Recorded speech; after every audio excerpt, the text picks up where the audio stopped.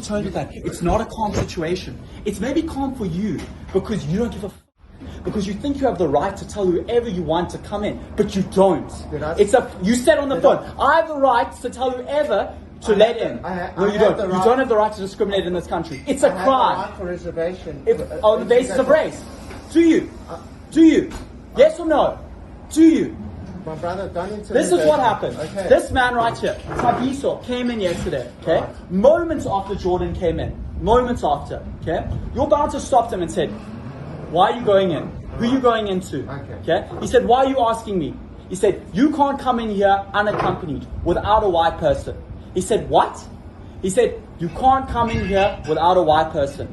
If you come in here, I know what you like. You steal, you guys cause trouble. You need to come in here with a white person. He asked me, who decides this? This is what the bosses have told me. Then Jordan, not knowing where Tabiso is, goes out and sees the bouncer re-explain this and says it to him again and says, it's not me who decides, it's the policy. Now,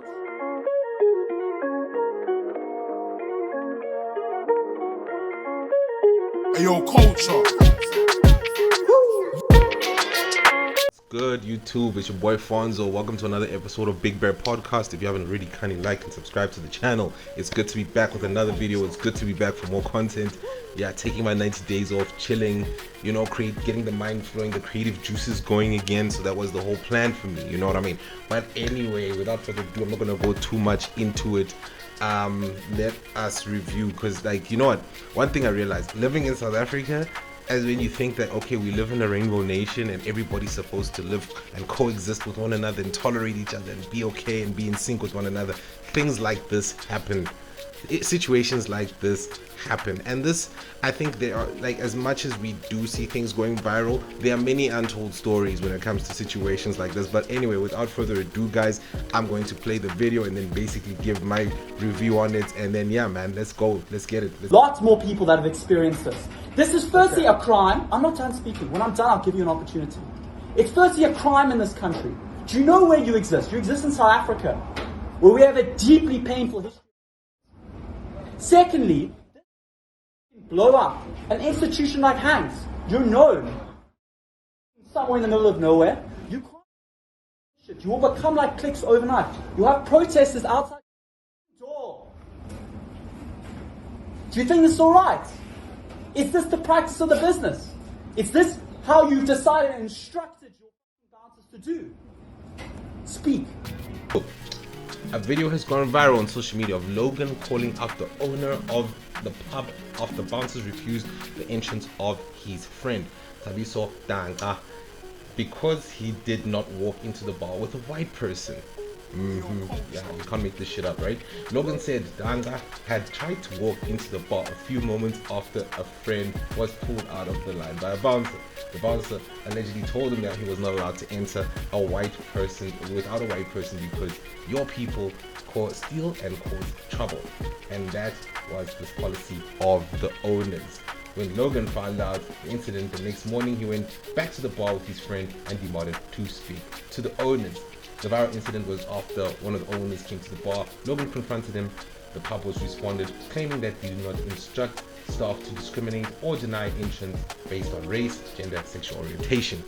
Logan said that based on the response he got from both owners, saying they reserve the right of admission, he does not believe the response to be true. But anyway, wait, there's more. You just assaulted my brother! I'm gonna touch you! Hey, bruh, I'm watching you. No. You could just relax. I'm fine. I couldn't touch you, man. Just relax. Diddy, out of nowhere. I'm inside. I said you can't come in here. Touch me. Brother. I've called the police. Don't touch me. Do not. You can't remove me. I've called the police. We will stay here. Hey. Do not touch me. Listen. You're making your incident worse. Don't touch me. Don't touch me. You cannot.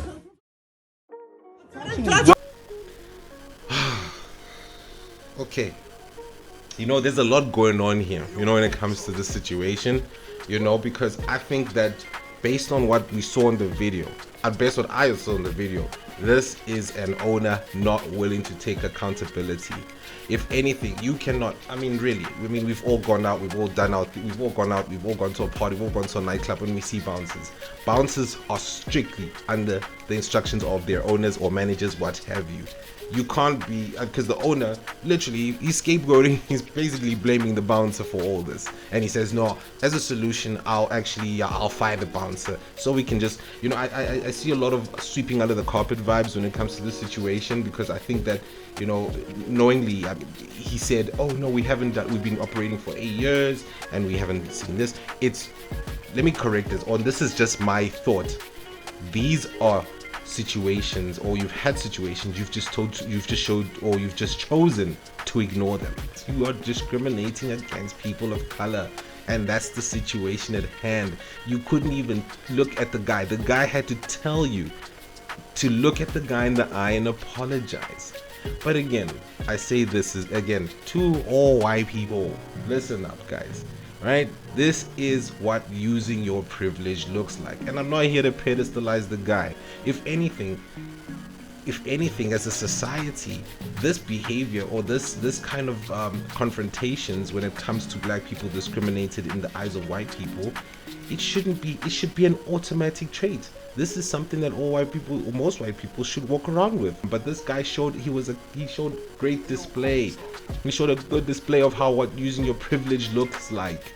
And he didn't want, there was no ifs, ands, or buts about it. Oh look, I can guarantee you now, just call a spade a spade. If this was a black dude with an outrage, of course he would probably be beaten or probably be bounced out of the place immediately. He wouldn't have been heard. So hence again, I say this comes back to using your privilege in the right way.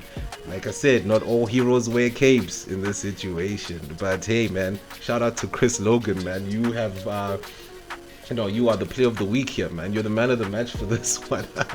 I'm not even gonna lie, you're the man of the match for this one, man, because you did the business. You called it out. You made sure that you are very clear and concise about what's going on. You didn't make up stuff. You didn't blurt out. You are basically stating the facts of what was presented to us. You protected your friend. You protected his honor and dignity, because things like this can be very dehumanizing, and of course it is. To the crowd, to the guys, it can be triggering. I don't condone violence whatsoever, you know what I mean? But the thing is, you can't be charging an assault and make yourself a victim after everybody knows what's going on.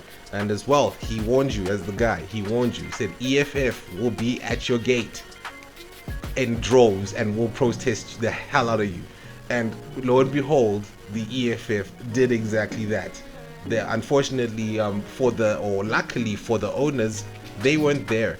The owners weren't there. Their place was locked up. Apparently they don't open on a Monday, so of course it makes sense. Like in most establishments don't necessarily open on a Monday, but EFF was waiting at the gate, and of course they won't let this slide. Of course they they ready themselves for moments like this. So but at the end of the day, man, racism is not supposed to be tolerated at all. In any form, shape, it's not supposed to be tolerated. So I think at the end of the day, shout out to Chris once again for doing the business, and I hope that there is some kind of recourse. Do I believe in shutting down the business? Absolutely not, man. People gotta eat, the staff members as well, but at the end of the day, they gotta be changing their policies. They gotta reform and rehabilitate themselves if that's the case. I believe in rehabilitation, but if you're beyond being saved, you're out the front door. That's my perspective on the whole matter. But anyway, guys, let me know what you think about this whole situation. What do you think about Chris Logan's reaction to the whole situation? I think based on what I've been seeing on social media, very positive, very, very, supportive comments. You know what I mean? Like, if anything, like, Chris is an archetype of what using your privilege should look like. But anyway, guys, that's enough from me, man. Until the next video, guys, I'll see you.